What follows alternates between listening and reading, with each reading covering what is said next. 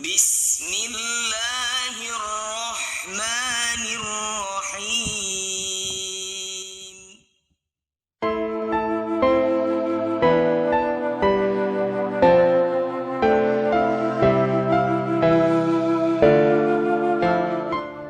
Assalamualaikum warahmatullahi wabarakatuh.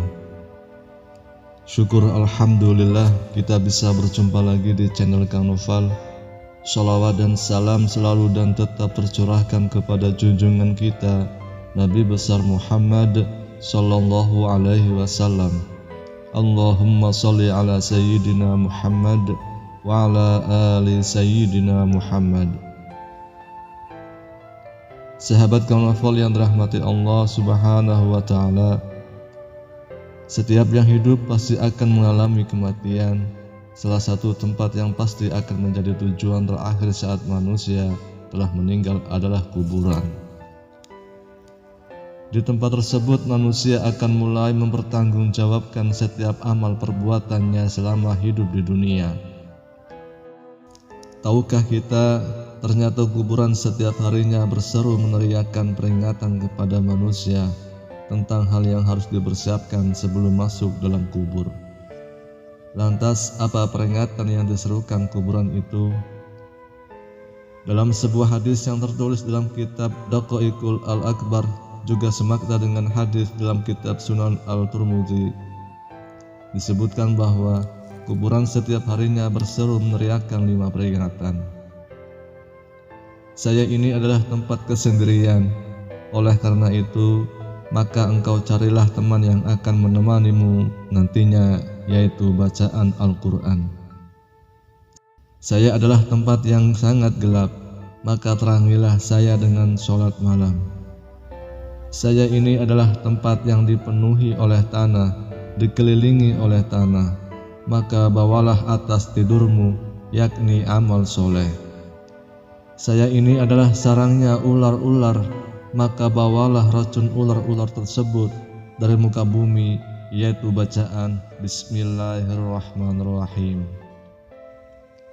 Saya adalah tempatnya malaikat Munkar dan Nakir bertanya, maka perbanyaklah membaca La ilaha illallah Muhammadur Rasulullah agar engkau bisa menjawab pertanyaan malaikat Munkar dan Nakir tersebut. Hadis Tirmidzi. Yang pertama, carilah teman yang akan menemanimu di alam kubur. Alam kubur adalah tempat yang sunyi dan sepi, tak ada seorang pun dari sanak saudara yang masih hidup yang mau menemani.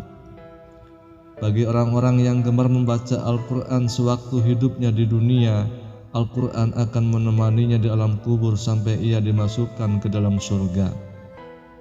Dalam suatu riwayat yang diceritakan oleh Al-Bazzar dalam kitab La Ali Masnunah menjelaskan bahwa jika seseorang meninggal dunia ketika orang-orang sibuk dengan kain kafan dan melakukan segala persiapan untuk penguburannya di rumah, tiba-tiba datang seorang yang sangat tampan berdiri di kepala mayat. Ketika kain kafan mulai dipakaikan, ia berada di antara dada dan kain kafan. Setelah dikuburkan dan orang-orang mulai meninggalkannya, maka datang 2 malaikat, yakni malaikat Munkar dan Nakir, untuk menanyakan amal perbuatan si mayat semasa hidup di dunia. Kedua malaikat tersebut berusaha memisahkan orang tampan tersebut dari si mayat agar memudahkan proses ditanya jawab tersebut. Tetapi si tampan berkata, "Ia adalah sahabat karibku. Dalam keadaan bagaimanapun aku tidak akan meninggalkannya. Jika kalian ditugaskan untuk bertanya kepadanya, lakukanlah pekerjaan kalian. Aku tidak akan berpisah dari orang ini, sehingga ia dimasukkan ke dalam surga." Kemudian si tampan itu berkata kepada si mayit, "Aku adalah Al-Quran yang terkadang kamu membaca dengan suara yang keras, dan terkadang kamu baca dengan suara yang perlahan.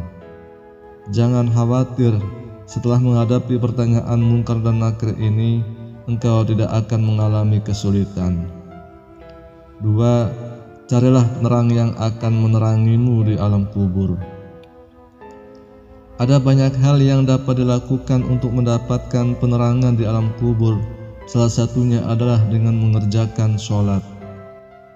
Hal ini sebagaimana dijelaskan dalam sebuah hadis, sholat adalah cahaya, sedekah merupakan bukti nyata, sabar itu sinar, dan Al-Quran adalah pembelamu atau penuntunmu. Hadis riwayat Muslim. Nabi Muhammad SAW bersabda tentang kuburan seorang wanita yang berkulit hitam yang bertugas membersihkan masjid.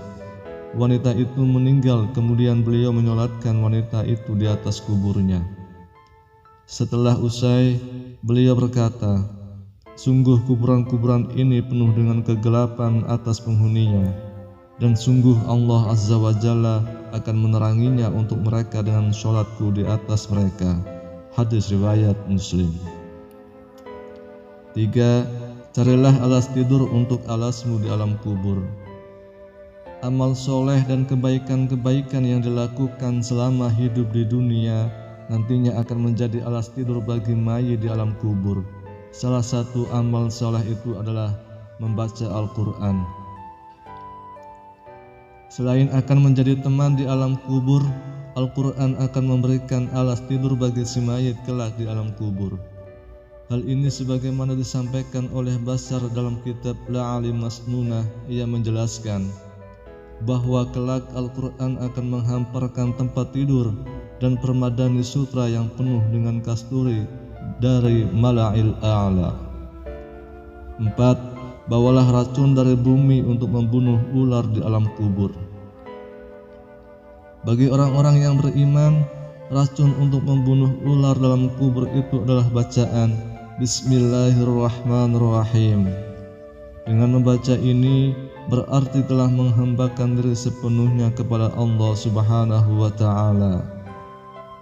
Ular penyiksa di alam kubur itu bernama ular tinin. Kepedihan siksaannya sebagaimana dijelaskan dalam sebuah hadis dari Abdullah bin Abi Mulaikah berkata, "Saya mendengar Aisyah radhiyallahu anha berkata, orang-orang kafir akan disiksa pedih di kuburnya dengan dicabik-cabik oleh ular ganas yang botak. Lalu ular tersebut memakan orang itu dari kepala hingga kakinya. Kemudian orang itu kembali ke bentuk sempurna. Setelah itu dimakan lagi orang itu dari arah kaki sampai kepalanya. Lalu orang itu kembali ke bentuk sempurna. Lalu ular itu memakan lagi orang tersebut dari arah kepala hingga sampai kakinya, begitu seterusnya." Hadis riwayat Ibnu Abi Saibah.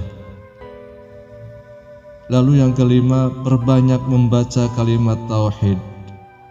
Dengan memperbanyak membaca kalimat tauhid, La ilaha illallah Muhammadur Rasulullah, meresapi dan memahami maknanya, maka hal tersebut dapat mempermudah mayit dalam menjawab pertanyaan malaikat di alam kubur.